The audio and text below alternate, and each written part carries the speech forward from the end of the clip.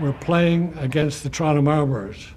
They had a defenseman who became a great defenseman in the National Hockey League, Jimmy Thompson. And I'm going after him, and Gus Morrison put his hip out, and he just got a little piece of Jimmy, but it spun Gus around like he was a figure skater doing on the twirls on his. And as I'm going by him, his skate, the back of his skate punctured my calf muscle, just back of my shin pad, and there was nothing but blood on the ice. I was down. The end of the story only became clear 2 years later on a train trip with Toronto's acting general manager, Frank Selke.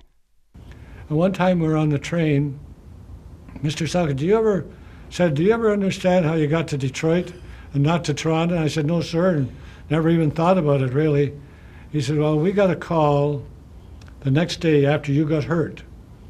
And somebody called us at the Maple Leaf office, said there's a young kid on the St. Mike's team that looks like he might be able to make the National Hockey League.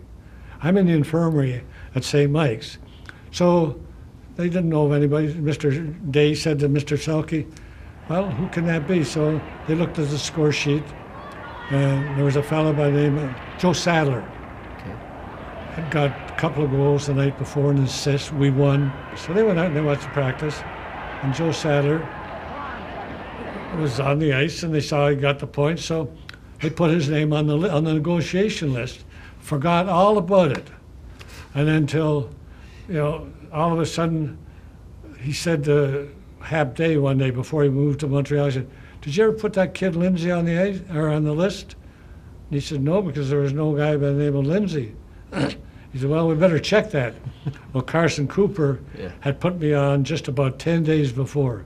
And that was the difference between my becoming a Maple Leaf or a Red Wing. And it probably